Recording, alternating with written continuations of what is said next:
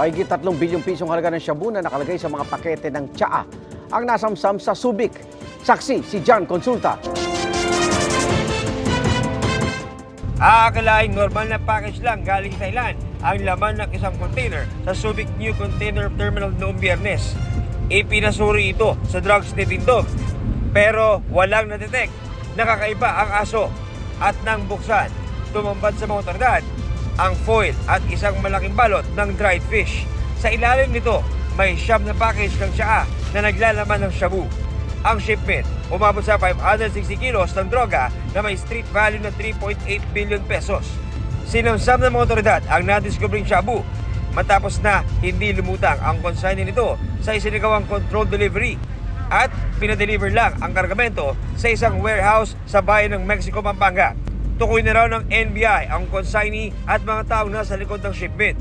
Sasampahan sila ng kaukulang kaso. 560 kilos. It's probably one of the bigger bust this year.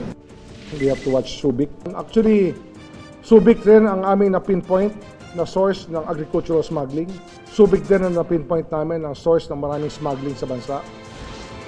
Kaninang hating gabi, mag-inang Singapore national ang naharang sa NAIA Terminal 3 nang madiskubre ang nasa 14 na kilo ng cocaine sa kanilang bagahe.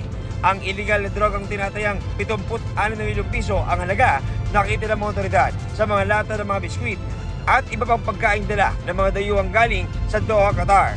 Iniimbestigahan pa kung saan nagmula ang droga at ang mga sangkot dito.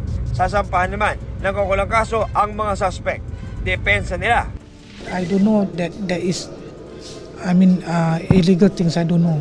My mom really said that she doesn't know anything. She doesn't know what does it contain. So that's it. Thank you so much. Para sa GMA Integrated News, John Consulta ang inyong saksi. Mga kaibigan, samahan nyo kaming saksiyan ng mga balita.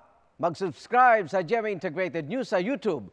Para sa mga kapuso abroad, samahan nyo kami sa GMA Pinoy TV at sa www.gmanews.tv.